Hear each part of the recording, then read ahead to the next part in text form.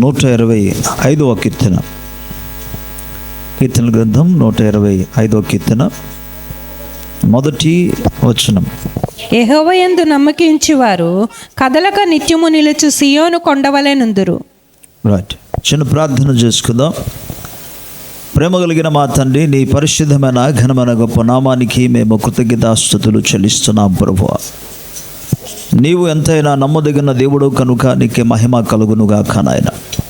నీ రక్త ప్రోక్షణ మేము వేడుకొనుచున్నాం. క్రీస్తు రక్తంలో ఉన్న ప్రభువా, విమోచనను బట్టి, విడుదలను బట్టి నీకే స్తోత్రాలు, విజయమును బట్టి నీకే స్తోత్రాలు ప్రభువా. ఆ రక్తమును ఆపాదించుకొని నీ నామాన్ని ఘనపరుస్తున్నాయన. సమయోచితమైన సహాయం కొరకు నీ కరుణాపీఠం వద్దకు వచ్చి నన్ను మేము వేడుకొనుచున్నాం. అల్పుడను నీ పాదధుల్ని తండ్రి, మీ దాసుని నీ అందు మీరు మరుగుపరిచి నీ ఆత్మాభిషేకంతో నింపిన ఆయన నీ బిడ్డలతో మీరు మాట్లాడమని ప్రార్థిస్తున్నాం తండ్రి. నీ ఆత్మ సహాయమును కోరి నీ కృప మీద ఆధారపడి సకల మహిమ మీకే ఆరోపిస్తూ యేసు ప్రభు నామములో వేడుకొనుచున్నాము తండ్రి. ఆమేన్. Praise the lord. హల్లెలూయా. ప్రభు పరిశుద్ధ నామానికి మహిమ కలుగునుగాక. ఈరోజు కొరకు ఏర్పాటు చేయబడిన దైవ వాక్యంలో నుండి కీర్తనల గ్రంథంలో 125వ కీర్తన మొదటి వచనం. యెహోవాయందు నమ్మిక ఉంచువారు కదలక నిత్యము నిలుచు సియోను కొండవలె ఉందురు. ఆమేన్. కదలక నిత్యము నిలుచుండు. కొండను గురించి సాధారణంగా ప్రభు చెప్పే విషయం ఏంటంటే, ఇక్కడ కొండ కాదు, యాక్చువల్లీ పర్వతం.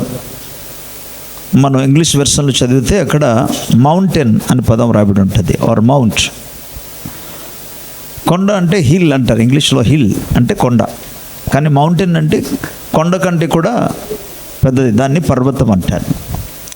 అయితే ఈ పర్వతాన్ని గుర్చినక ప్రస్తావన అసలు దేవుడు ఎందుకు తీసుకొచ్చాడంటే, ఒక చెట్టు ఉందనుకోండి, దాని మీద బలమైన గాలి వీచినప్పుడు అది వంగిపోవడం కానీ, లేక ఇంకా బలంగా గాలి వచ్చిందనుకోండి వేరుతో సహాలాగా కింద పడిపోవడం కానీ జరుగుతుంది.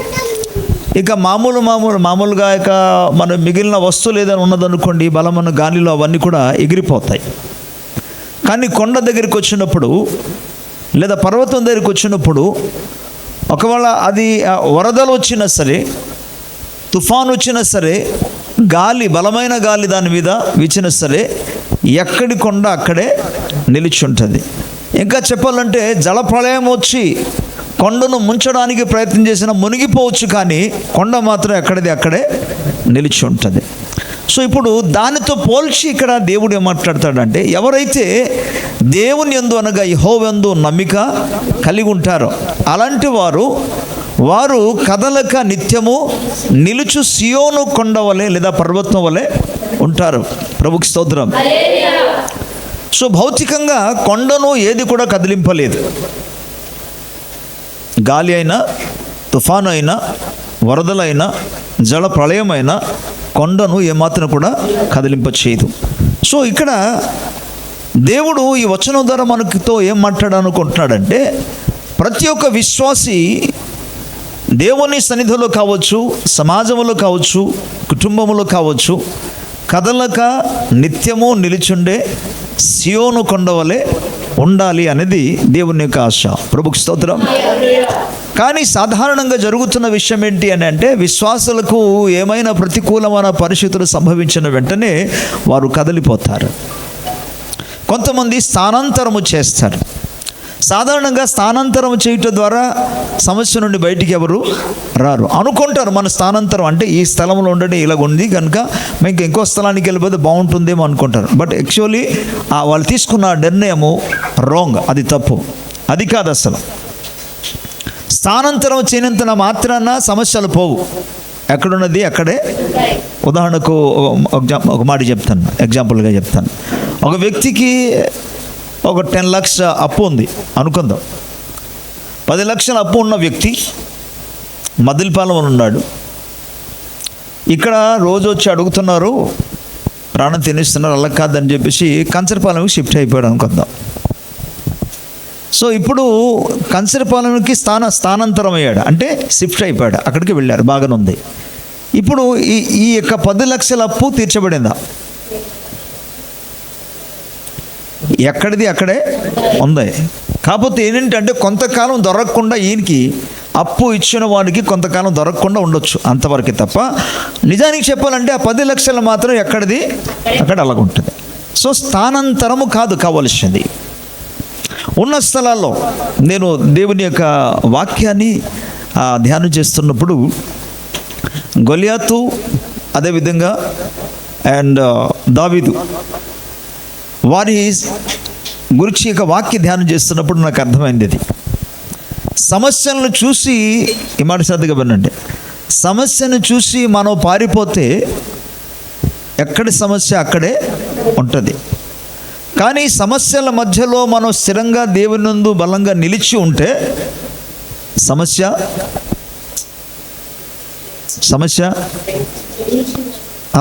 అంటే జయించడం అనగా సమస్య తొలగిపోతుందని అర్థం. ఓకే, ప్రభుకు స్తోత్రం.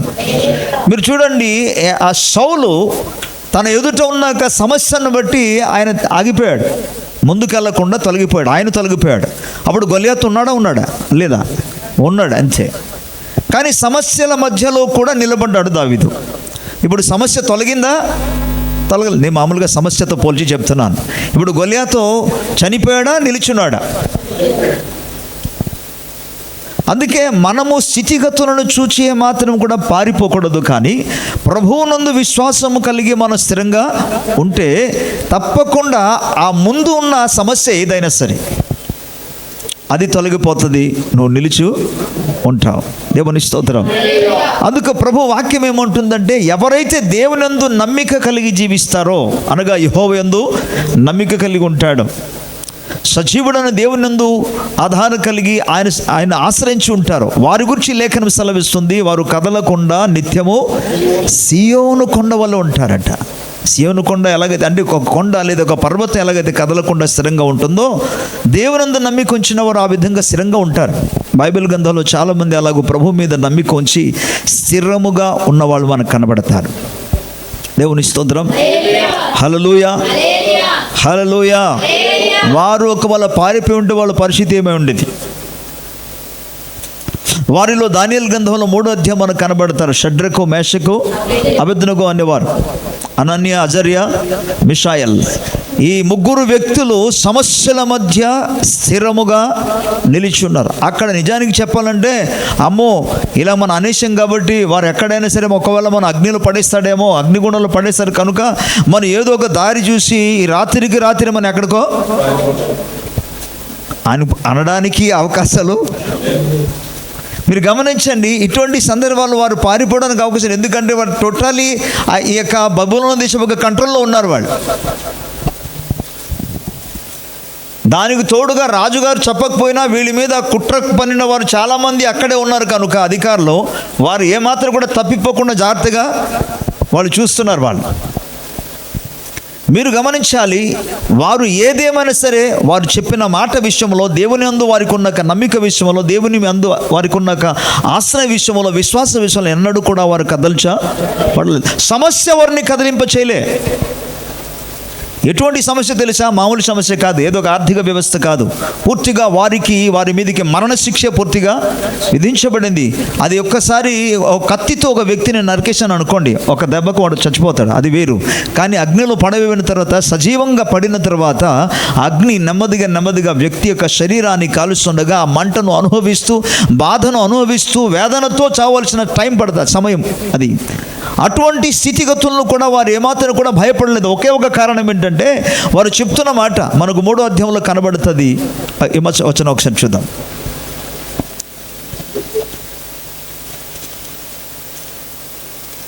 దానియేలు గ్రంథంలో ప్రభుకి స్తోత్రం.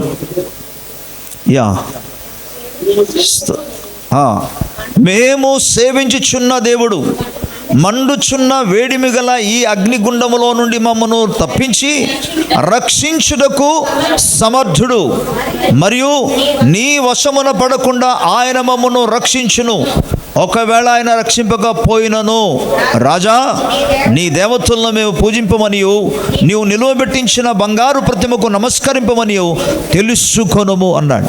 ఇటు నుండి అసలు చెప్పాలంటే ఇక్కడ హెచ్చరిక ఎవరిస్తున్నట్టు కనబడుతుంది. రాజుగారు కదా హెచ్చరిక ఇవ్వాలి. నేను చెప్పిన మాట మీరు వినలేదు కాబట్టి మీకు ఇలా జరుగుతుంది అని భయపెట్టాలి. కానీ తిరిగి వాళ్ళు భయపెట్టినట్టుగా మాట్లాడుతున్నారు.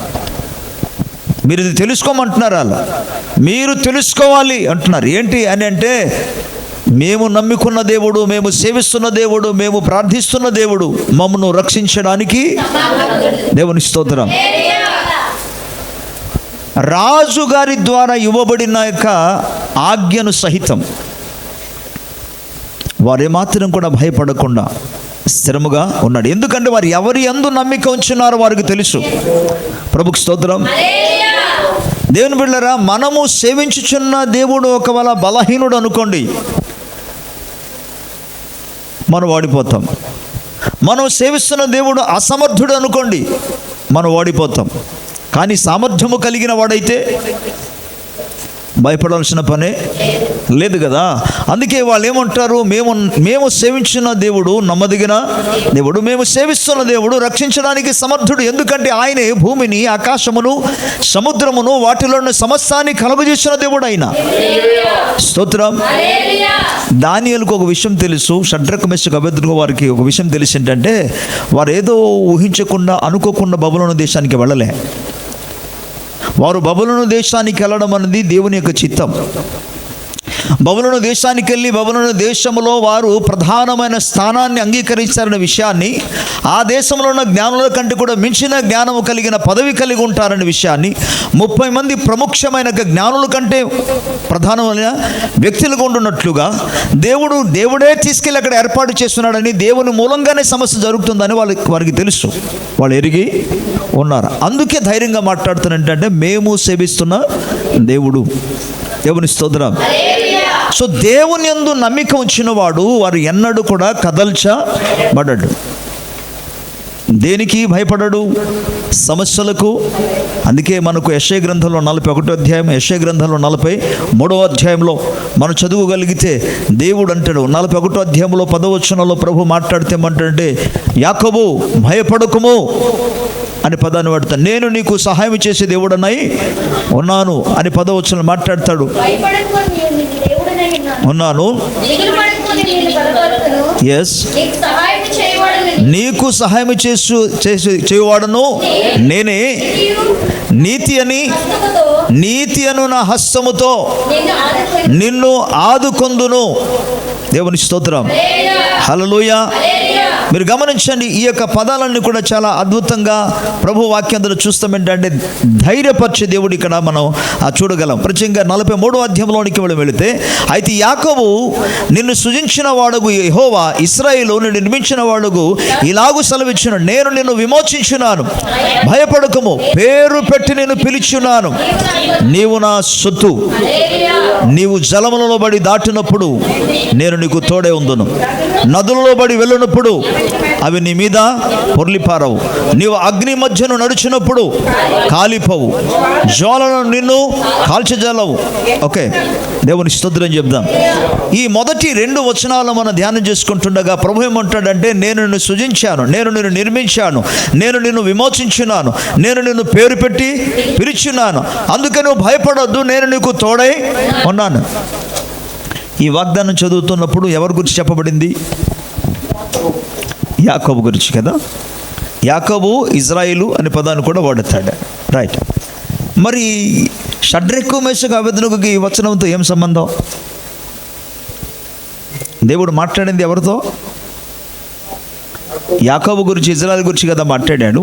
షడ్రకు మేషకు అబేద్నెగో వారితో లేదా అనన్య, అజర్యా, మిషాయేలుతో వీరికి ఈ మాటగా దానికి సంబంధం ఏముంది? ఓకే, దీని గురించి మనం ఆలోచన చేద్దే. ఈ గ్రంథం రాసింది ఎవరు? యెషయా గ్రంథం ఎవరు రాశారు? యెషయా ప్రవక్త రాశాడు. రైట్.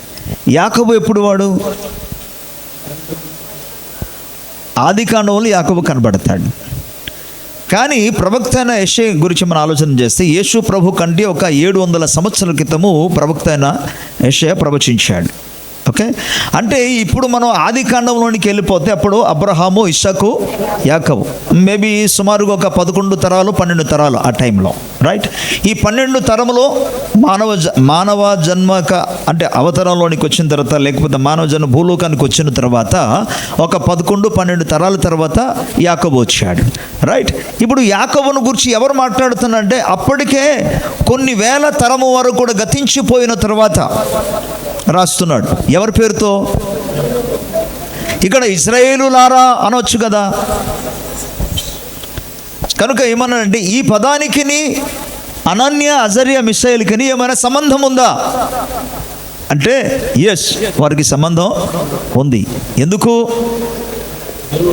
కొన్ని సంవత్సరాల తర్వాత ఇజ్రాయేలు గురించి దేవుడు ఇక్కడ ప్రస్తావన చేశాడు. కొన్ని సంవత్సరాలు, వందలు కూడా కాదు, వేల సంవత్సరాల తర్వాత దేవుడు యాకోబు గురించి ప్రస్తావన చేశాడు. అప్పుడు యాకోబు లేడే. యాకోబు ఎప్పుడో చనిపోయాడు కదా, ఐగుప్తు దేశంలోనే చనిపోయాడు యాకోబు. ఇక నిర్గమకాండం ఇంకా ప్రారంభమే కాలేదు. మరి యాకోబు పేరు పెట్టి చెప్తారేంటి ఇక్కడ? ఇందులో మనం గమనించాలి ఏంటంటే యాకోబు అన్న వెంటనే అక్షరానుసరమైన యాకోబు కాదు, ఇజ్రాయిల్ అన్న వెంటనే అక్షరానుసరమైన ఇజ్రాయిలు కాదు. యాకోబు ఇజ్రాయిలుగా మారాడు. ఇజ్రాయిల్ అన్న వెంటనే ఆయన మాట్లాడుతున్నది ఇజ్రాయిల్ యొక్క సంతానముతో. ప్రభుకి స్తోత్రం. ఇజ్రాయిల్ సంతానం గురించి తెలియజేస్తున్నాడు. ఓకే, అండ్ దెన్ ఇప్పుడు ఎప్పుడైతే ఇజ్రాయిల్ సంతానం గురించి మాట్లాడుతున్నాడో ఈ ఇజ్రాయిల్ సంతానంలో పుట్టిన వారైన వారు ఎవరంటే ఈ అనన్య, అజర్య.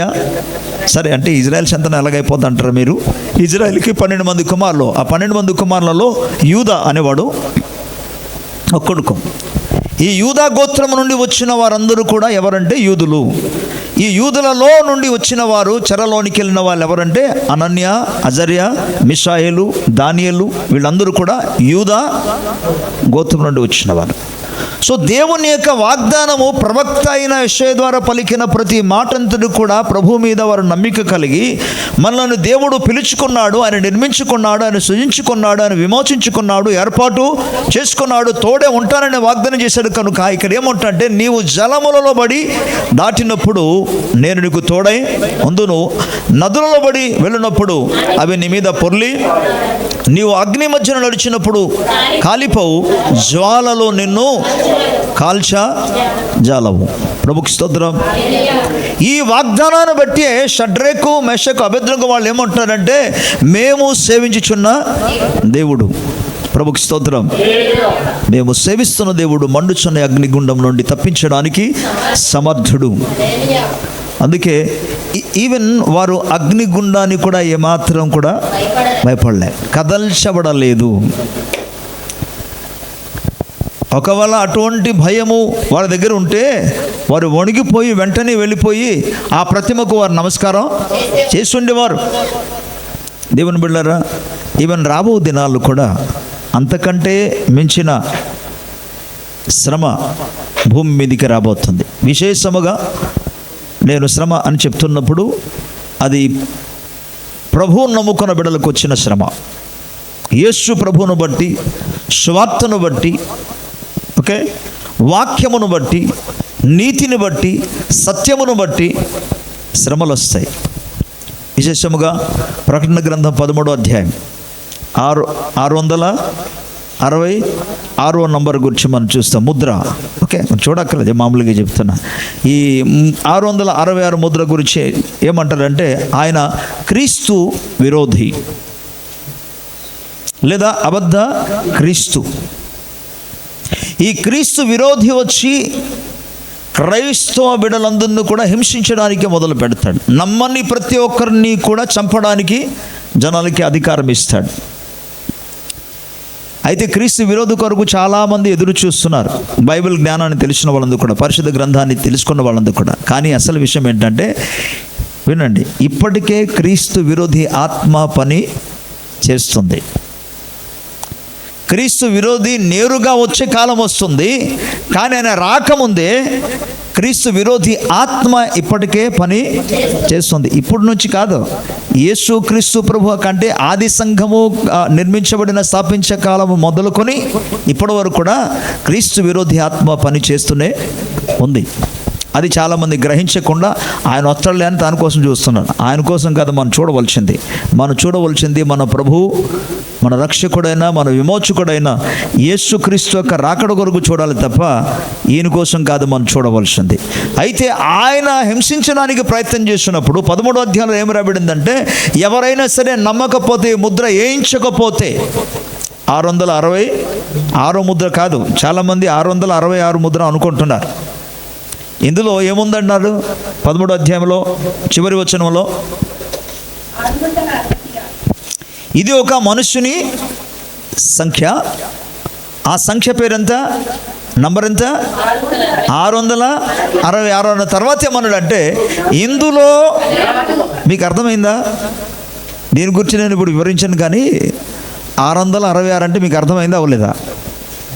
ఎంతమందికి అర్థం అవ్వలేదు చెప్పండి. 666 అంటే ఎంతమందికి అర్థం కాలేదు? సరే, 666 అంటే ఎంతమందికి అర్థమైంది? ఇది లేదు. సరే, ఇంకొక విధంగా చెప్తాను. ఇప్పుడు 555 అర్థమైందా అవ్వలేదా? అది తెలుసుకోవడానికి ఏమన్నా జ్ఞానం అవసరమా? 555 అర్థమైందా అవ్వలేదా? 500 అంటే 500, ఒక 50, ఒక 5 రూపాయలు, 550. మరి 666 అర్థమైందా అవ్వలేదా? సంఖ్యపరంగా కాబట్టి అది అక్షరానుసారంగా ఆ సంఖ్యను గురించి చెప్పబడలేదు. ఈవెన్ ఇప్పటి వరకు కూడా చరిత్రకారులు, వేదాంత పరులందరూ కూడా ఈ 666 కోసమే ఎదురు చూస్తున్నారు. కానీ వినండి, అది 666 అయితే ఇందులో జ్ఞానము కలదు అని ఎందుకు చెప్పాడు? 666 అయితే ఇందులో జ్ఞానము కలదేంటి? తర్వాత అన్నాడు, ఇది ఒక మనుషుని సంఖ్య అన్నాడు. సో యాక్చువల్గా 666 అనేది సంఖ్య గురించి చెప్పబడింది, కానీ అందులో జ్ఞానము కలదంటే ఆ నంబర్ కాదు,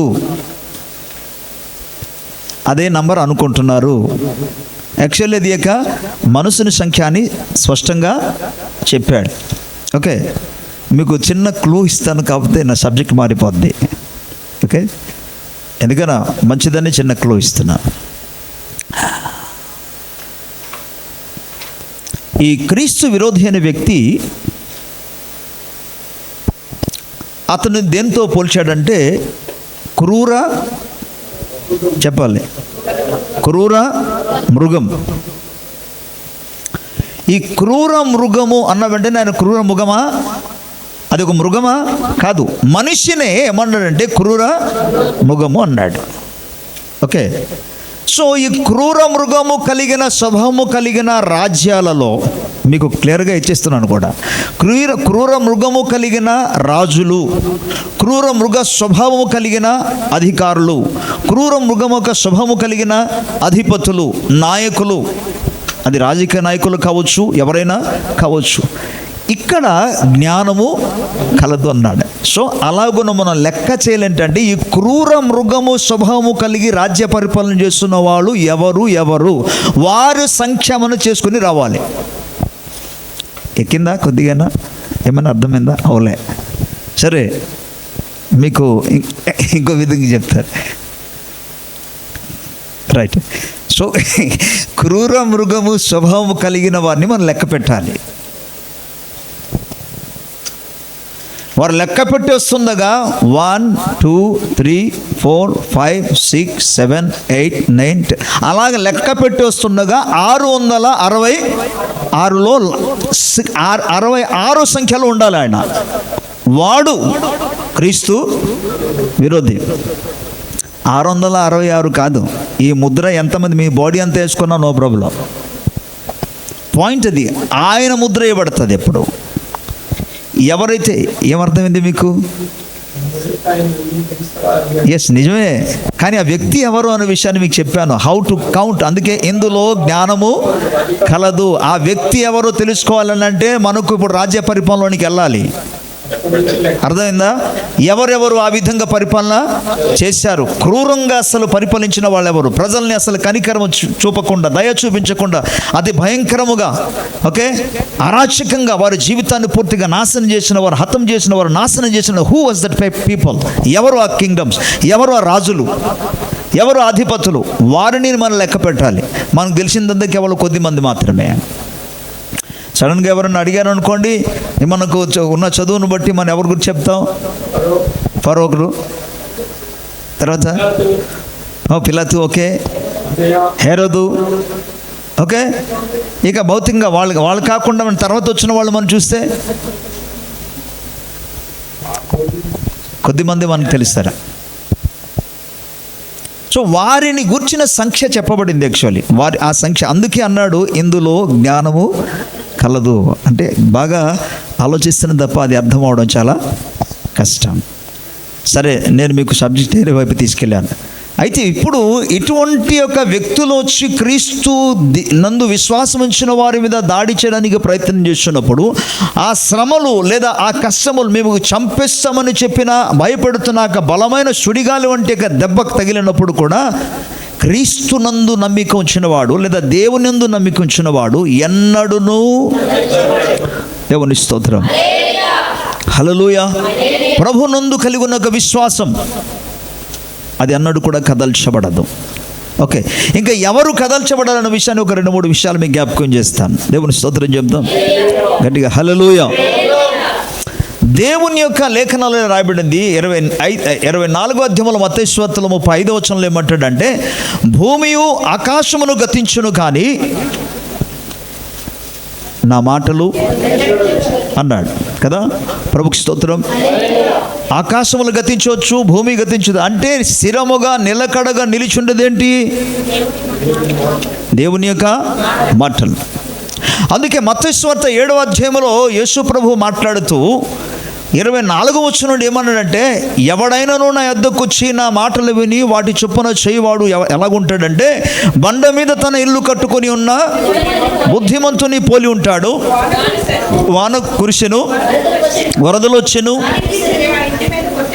గాలి విసిరి ఆ ఇంటి మీద కొట్టెను, కానీ దాని పునాది బండ మీద వేయబడిన గనుక అది, ఓకే, ప్రభుకి స్తోత్రం చెప్దాం.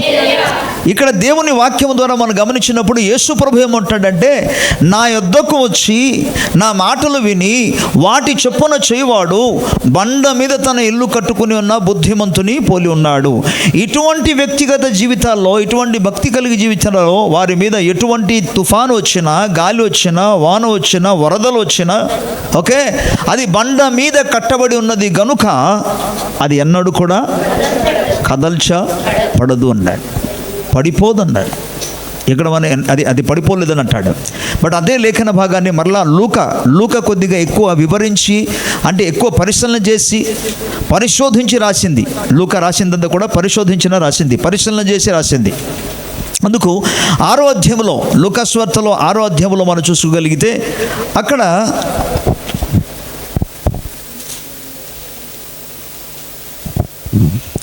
46వ వచనం నుండి ప్రభు చెప్తున్న మాట అక్కడ చూద్దాం. నేను చెప్పు మాట ప్రకారము మీరు చేయక, ప్రభువా అని నన్ను పిలుచుట ఎందుకు?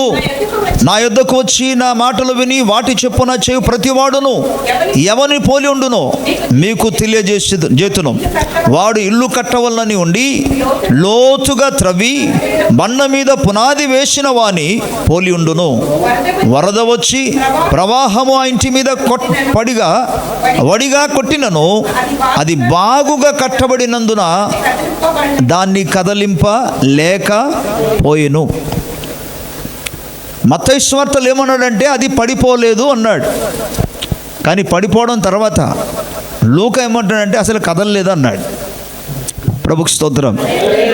ఎవరి జీవితాలు కదలకుండా స్థిరముగా నిలిచి ఉంటుంది సియోను కొండ వలె? దేవుని యందు నమ్మిక అండ్ దేవుని యొక్క వాక్యానుసారంగా ప్రవర్తించేవారు. ఈయన మాటలు విని వాటి చొప్పున చేయవాడు, వాడు స్థిరంగా నిలిచి ఉంటాడు. దేవుని వాక్యమందే నమ్మిక వస్తాడు. అందులో మనకు కనబడే ఒక వ్యక్తి ఎవరంటే అబ్రహాం. అబ్రహాముకి ఏమి కనబడలే. వాళ్ళ నాన్నగారు చెప్పారు, అసలు ఏ స్వరం రా, అసలు ఎవరు మాట్లాడారని చెప్పేసి మొత్తం నన్ను వదిలేస్తానంట పెట్టి, అమ్మను వదిలేస్తానంట పెట్టి, అన్నదమ్ములు వదిలేసి వెళ్ళిపోతానంట పెట్టి, ఊరోళ్ళందరూ కూడా అందరినీ వదిలేసి అసలు ఇల్లు వాకలు అంతా మొత్తం బంధువులందరూ కూడా ఇడిచిపెట్టి వెళ్ళిపోతానంటే అసలు ఏంటి కారణం అంటే, ఆయన అంటున్నాడు, నాతో మాట్లాడిన వాడు దేవుడే కనుక, ఆయన చెప్పినట్టుగానే చేస్తాడు కనుక, ఆయన నాతో మాట్లాడాడు కాబట్టి నేను మిమ్మల్ని వదిలేసి, ఒరే ఒకళ్ళు ఏం జరిగితే సమస్యలు వస్తే ఏంటి అని అంటే ఆయన అంటాడు, సమస్తం ఆయనే చూసుకుంటాడు. ప్రభుకి స్తోత్రం. అందుకే ఆయన ఎరుగకయే బయలుదేరాడు. అసలు ఎక్కడికి తీసుకెళ్తున్నాడు కూడా ఆయనకి తెలియదు. బయలుదేరమంటే బయలుదేరిపోయాడు అంతే. దిస్ ఇస్ కాల్డ్ దేవుని యందు పరిపూర్ణముగా నమ్మిక ఉంచిన, దేవుని మాట యందు తన జీవితాన్ని కట్టుకున్నాడు ఆయన. ప్రభుకి స్తోత్రం. ప్రభు ఇచ్చిన వాగ్దానం మీద ఆయన నిలబడ్డాడు అంతే, ఏమాత్రం కూడా కదల్చబడటం లేదు. ఆ మధ్య కొంతకాలం ప్రయాణమైన తర్వాత అక్కడక్కడ సమస్యలు వచ్చింది. ఈ సమస్యలన్నీ కూడా ఒక రకమైన సమస్య ఏంటంటే కరువు కాలం. కరువు కాలంలో ఎక్కడికి వెళ్ళాలి, ఏం చేయాలి? తన నమ్మిక అంతా కూడా కేవలము దేవుని మాట యందు మాత్రమే. ఆయన సెలవిచ్చాడు. ప్రభు చెప్పాడు, 12వ అధ్యాయంలో వాగ్దానం చేశాడు దేవుడు ఆల్రెడీ, నీవు నీ ఇంటిని, నీ ఇంటి వారిని, అలాగే మీ తండ్రి ఇంటిని నీవు విడిచిపెట్టేసి నీ స్వదేశాన్ని విడిచిపెట్టి నువ్వు బయటికి రా, నేను నీకు చూపింపే దేశానికి వెళ్ళు, అప్పుడు నిశ్చయముగా నేను నిన్ను ఆశీర్వదించి నీ నామమును గొప్ప చేసి నీవు ఆశీర్వాదముగా ఉందువు. నిన్ను ఆశీర్వదించిన వారిని నేను ఆశీర్వదిస్తాను, నిన్ను శపించిన వారిని నేను శపించెదను. భూలోకములో ఉన్న వంశములన్నీ కూడా నీ మూలముగా, నీ సంతాన మూలముగా ఆశీర్వాదంగా ఉంటారు, ఆశీర్వదించబడతారు. దేవుని స్తోత్రం. ఈ వాగ్దానాల మీద ఆయన నమ్మిక ఉంచి ఆధారపడి తన జీవితాన్ని అందులోనే నిలబెట్టుకొని కట్టుకుంటూ ముందుకు సాగిపోయాడు.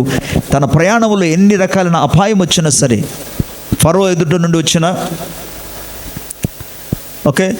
అబీమెలెకు ద్వారా వచ్చిన, కరువులు వచ్చిన, ఏది ఏమైనా సరే ఆయన ఎన్నడూ కూడా కదల్చబడలేదు. మళ్ళీ తిరిగి అసలు ఎందుకు వచ్చేసాను అనవసరంగా, వీళ్ళ పరిస్థితులకు అయిపోయింది, మరలా ఒకవేళ మా నాన్నగారి దగ్గరికి వెళ్ళాను అనుకోండి, ఊరోళ్ళందరూ కూడా ఏమన్నా అవుతారో, నథింగ్.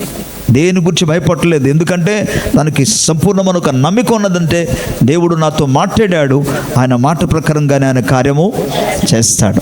ప్రభుకి స్తోత్రం. ఏ మాత్రము పరిస్థితులను బట్టి తన జీవితాన్ని కదిలింపబడలేదు, వాక్యమందు నిలబెట్టుకున్నాడు. అందుకే ప్రభు అన్నాడు, నా మాటలు విని వాటి చొప్పున చేయవాడు. ఎవరు తమ జీవితాన్ని, విశ్వాస జీవితాన్ని కట్టుకుంటాడో, భక్తి జీవితాన్ని కట్టుకుంటాడు, ఆత్మీయ జీవితాన్ని కట్టుకుంటాడు, వాడెన్నడూ కూడా కదల్చబడడు. ప్రభుకి స్తోత్రం. అండ్ దేవుని వాక్యం సెలవిస్తుంది, దేవుని యొక్క వాక్యము నిరంతరము. పేతురు రాసిన మొదటి పత్రికలో 1వ అధ్యాయం, పేతురు రాసిన మొదటి పత్రిక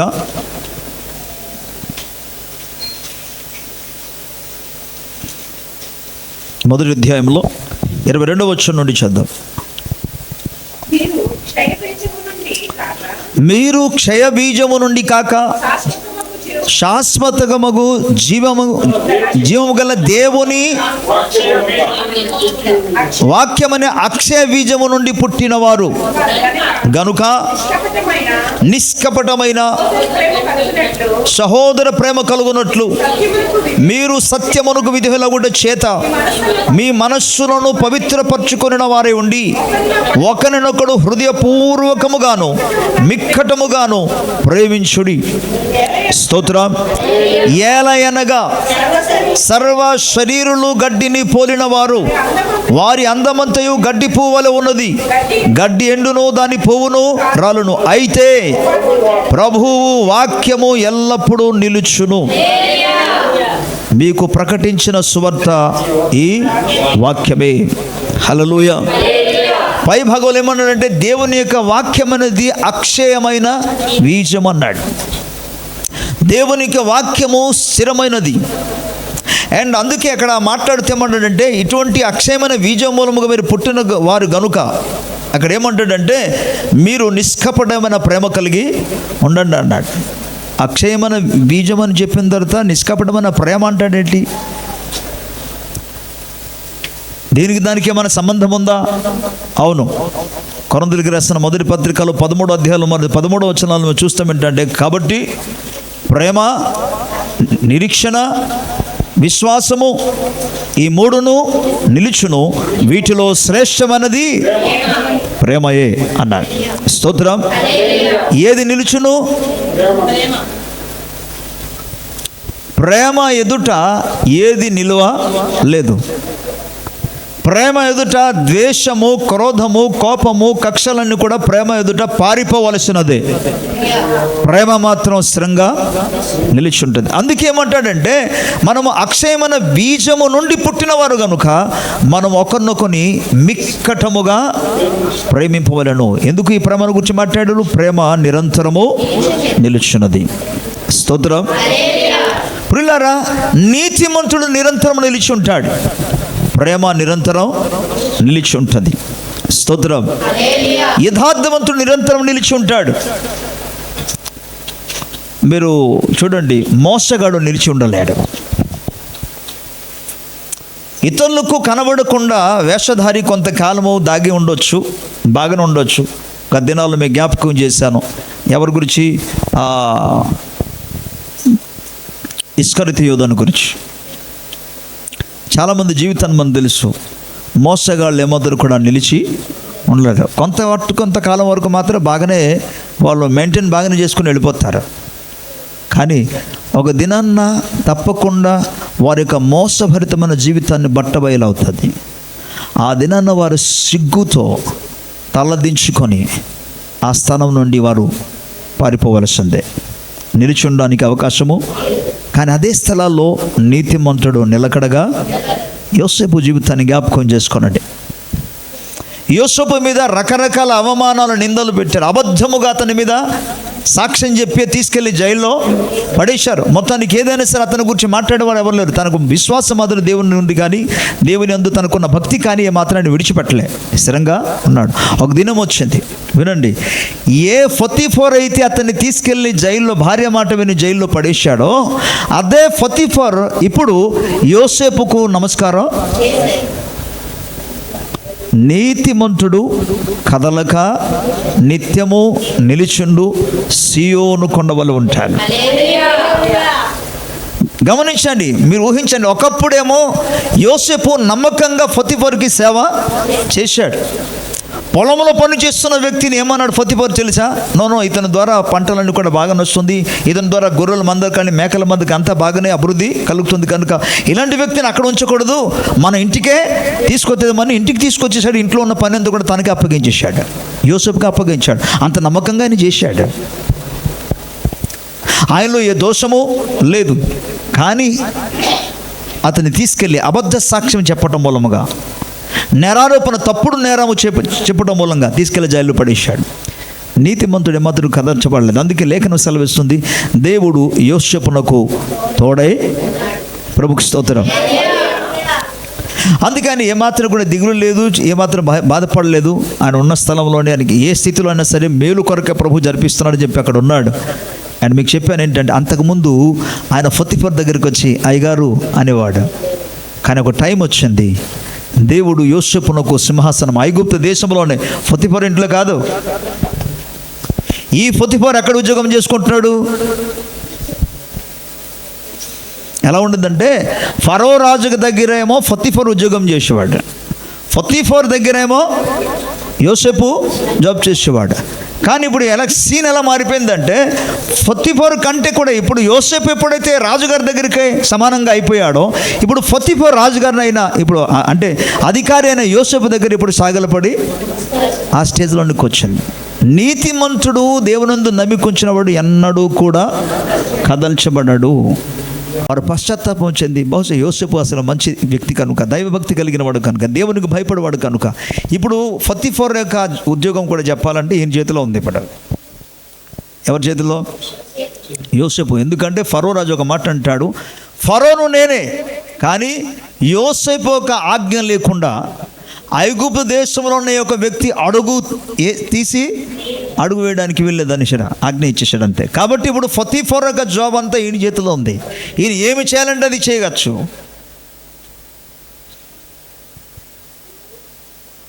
కాకపోతే యోసేపు రాజకీయ నాయకుడు కాదు. మన రాష్ట్రాల్లో జరుగుతున్నటువంటి రాజకీయ నాయకుడు అంటే వాడు అనడానికి అవకాశం వచ్చింది కదా, మనం ఇప్పుడు ఏదో ఒకటి నథింగ్. ఆయన దైవభక్తి కలిగిన వాడు.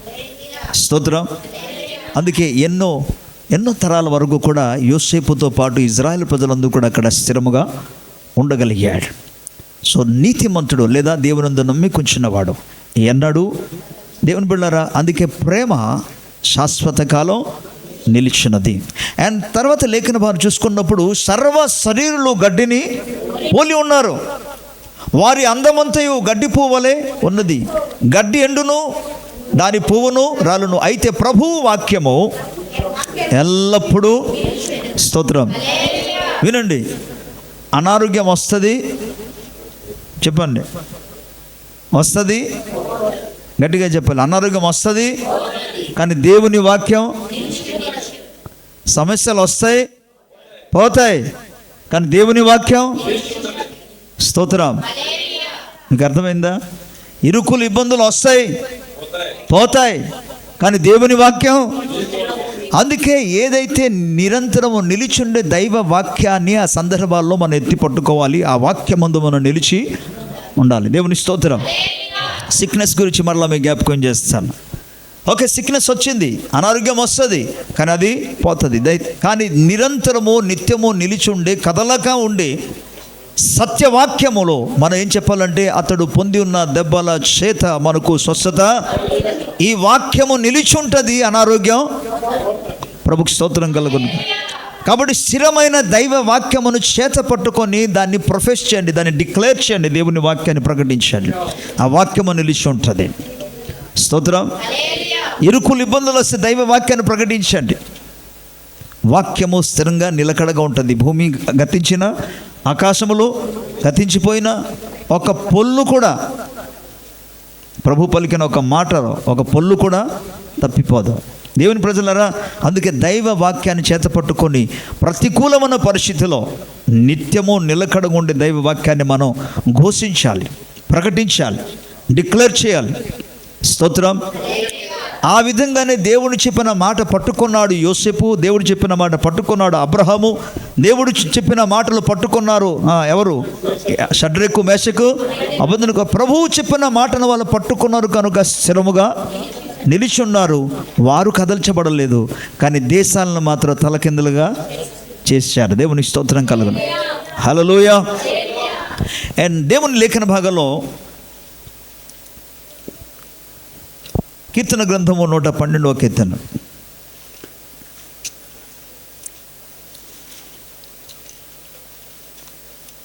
మొదటి వచనం నుండి చదువుకుందాం.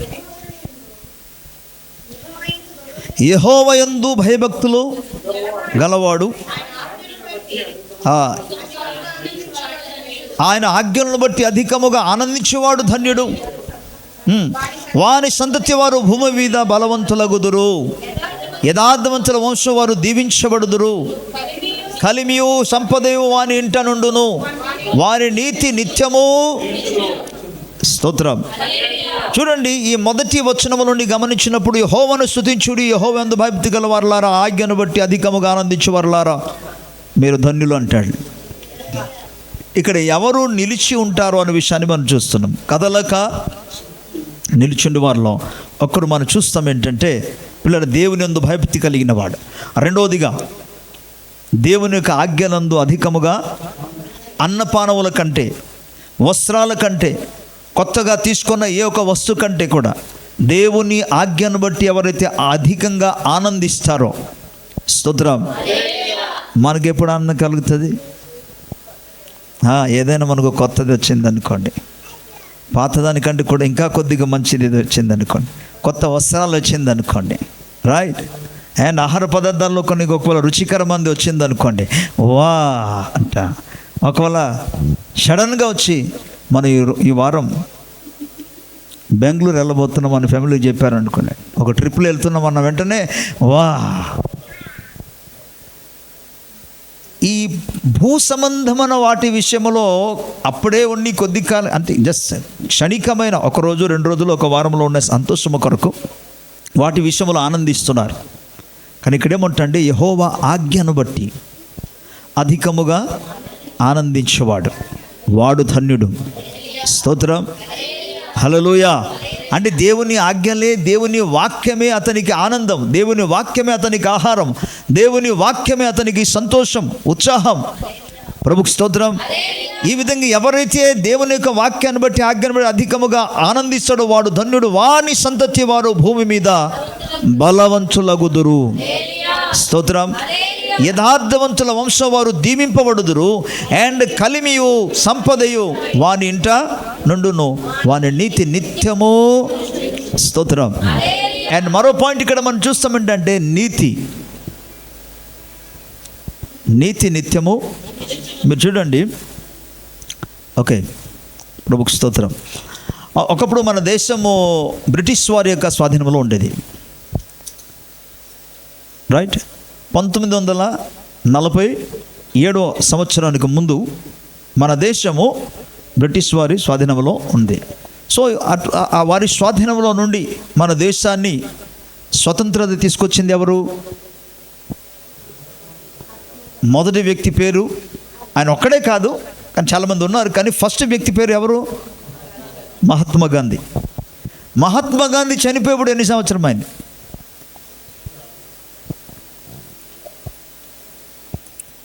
ఓకే, లెక్క పెట్టండి కొద్దిగా. ఓకే, సరే, అతడు చనిపోయాడు కదా, ఇప్పటికే కొన్ని సంవత్సరాలు అయిపోయింది కదా. మన భారతదేశానికి స్వతంత్రం వచ్చి ఇప్పటికే 75 సంవత్సరాలు దాటింది కదా. ఓకే, బహుశా మనం అనుకుందాము స్వతంత్రం వచ్చిన తర్వాత కొన్ని సంవత్సరాలు ఆయన చనిపోయి ఉంటాడు, రైట్. ఆయన చనిపోయి ఎప్పుడో గతించిపోతే ఇప్పటి వరకు కూడా ఎందుకు అతని గురించి జ్ఞాపకం చేస్తున్నారు?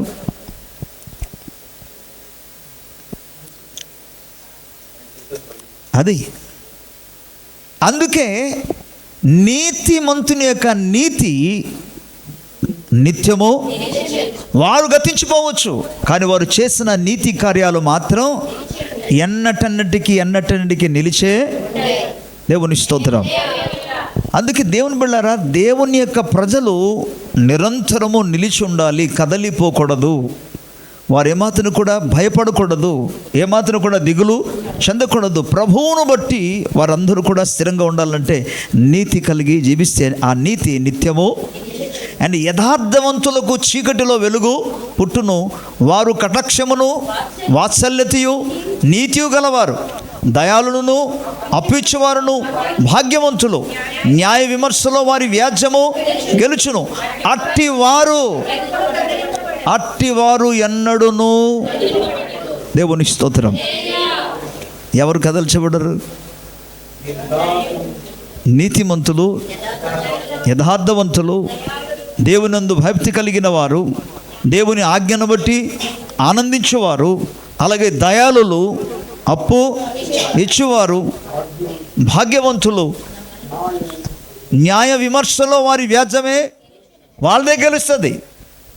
ఇప్పుడు అన్యాయస్తులు డబ్బులు చేసి గెలిచేసుకుంటున్నారు. ఓకే, వాళ్ళు లంచం ఇచ్చి గెలుస్తున్నారు.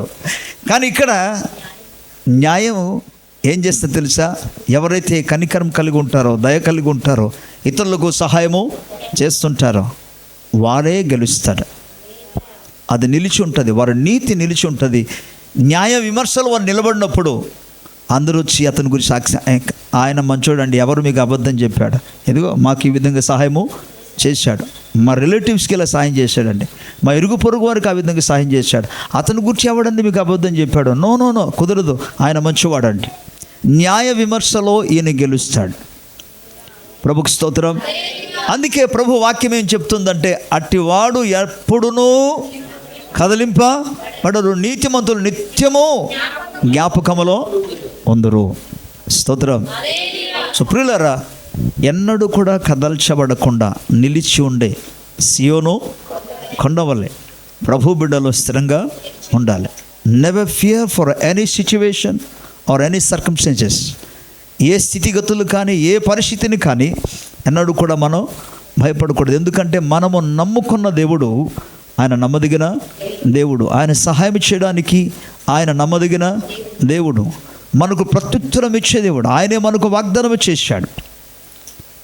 ఇజ్రాయేలు దేవుడు అందుకంటాడు, ఇజ్రాయేలును కాపాడువాడు. అంతట్లో వాక్యం ముగించలేదు. మీరు అంతవరకు ఎక్కువ మీరు జ్ఞాపకం ఉంటారు చాలామందికి, ఇజ్రాయేల్ని కాపాడువాడు కొనుకరు. కానీ ఆమె ఆ వచనాలు మీరు చదవండి, అక్కడ ఏమి రాబడింది అంటే నిన్ను కాపాడువాడు, అది కూడా ఉంది. అది మనం ఎక్కువ జ్ఞాపకం చేసుకోము. రైట్. ప్రభుకు స్తోత్రం. పిలిచిన దేవుడు నమ్మదగిన దేవుడు.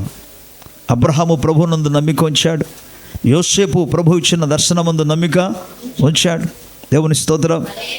ఇక షడ్రక మేషక అబేద్నెగో వారు ప్రభువునందు నమ్మిక ఉంచారు. ఇక యోబు గురించి కూడా మనకు తెలుసు. యోబు అంటాడు 19వ అధ్యాయంలో 25వ వచనంలో మాట్లాడుతూ అంటాడు, నేను నా విమోచకుడు సజీవుడు.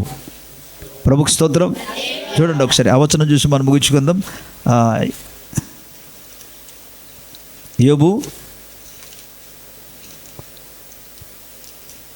స్తోత్రం.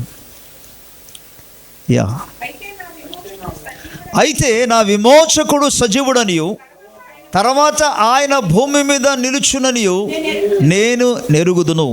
ఇలాగు నా చర్మము చీకిపోయిన తర్వాత శరీరముతో నేను దేవుని స్తోత్రం. నా శరీరము చీకిపోయినా సరే ఈ నా కన్నులతోనే నా దేవుణ్ణి చూస్తా. అతని విశ్వాస జీవితము, అతని భక్తి జీవితం ఏమాత్రం కూడా కదల్చబడలేదు. చూడండి ఒక్కసారి ఎటువంటి తుఫాను వచ్చిందంటే ఆ వచ్చిన తుఫాను తనకు కలిగిన ఆస్తి అంతా కూడా పూర్తిగా తుడుచుకొని పోయింది అంతే. అండ్ మరో తుఫాను వచ్చింది. ఆ తుఫాను వచ్చి తన కుటుంబ సభ్యులందరినీ కూడా తుడుచుకొని కొట్టుకుపోయింది. కానీ ఈ తుఫానులు ఏమాత్రం కూడా అతన్ని కదిలింప చేయలే. ఆయన అంటాడు, నేను తల్లి గర్భము నుండి వచ్చినప్పుడు, మొదటి అధ్యాయంలో 20వ వచనంలో చూస్తే 21వ వచనంలో, నేను తల్లి గర్భం నుండి వచ్చినప్పుడు దిగంబరిగా వచ్చి తిని దిగంబరిగానే వెళతాను. యెహోవా ఇచ్చెను. దేవుని స్తోత్రం. మహిమ కలుగునుగాక, స్తుతి కలుగునుగాక. సమస్యలు ఏమాత్రం కూడా, శ్రమలు అతనికి ఏమాత్రం కూడా కదిలింప చేయలేదు. దేవుని ప్రజలారా, అందుకే ప్రభువునందు అటువంటి స్థిరమైన భక్తి కలిగి, స్థిరమైన విశ్వాసము కలిగి, వాక్యమందు నమ్మిక కలిగి మన నిలిచుంటే, నీతి క్రియలు జరిగించినప్పుడు అట్టివాడు ఎన్నడూను వాడు సియోను కొండ వలె నిలిచి ఉంటాడు. ప్రభుకు స్తోత్రం. అండ్ అవస్థ అది చెప్పాను కదా, సమస్యలు వస్తాయి పోతాయి, కానీ దేవుని వాక్యము నిరంతరము. కళ్ళు మూసుకొని ప్రార్థన చేసుకుందాం.